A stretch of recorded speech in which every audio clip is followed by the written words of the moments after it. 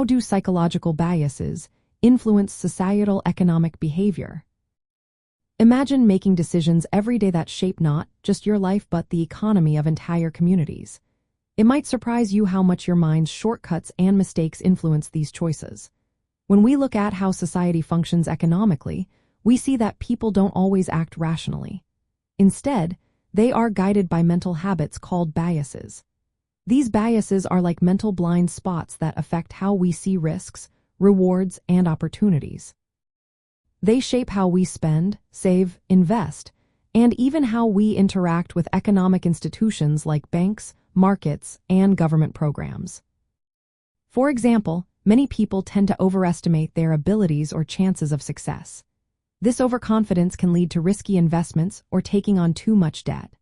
On the flip side, loss aversion makes people afraid to sell investments that are losing value, which can cause market distortions. When people prefer immediate rewards over larger future benefits, they might save less for retirement or long-term goals. This is called temporal discounting. It's common and influences how much money people put aside for the future. These biases don't just stay in individual minds.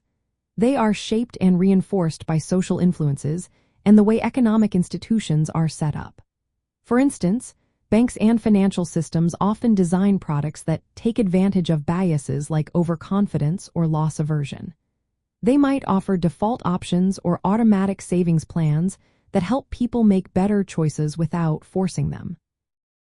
Welfare programs and social safety nets are also designed considering these biases, making it easier for people to access help or save for emergencies.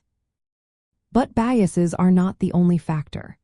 Social structures like income levels, education, and access to resources also play a big role. Even if two people have the same bias, their outcomes can be very different because of their social environment.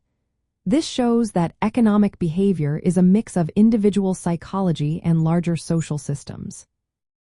Policymakers can use this knowledge to create better programs. For example, simplifying choices, framing benefits in a positive way, or using social proof can nudge people toward better financial decisions. These strategies work because they recognize how biases influence behavior and try to guide choices in a helpful direction. In the end, psychological biases shape how society makes economic decisions by influencing how people see risks, rewards, and opportunities. These biases interact with social structures and institutions, affecting everything from everyday spending to long-term wealth building.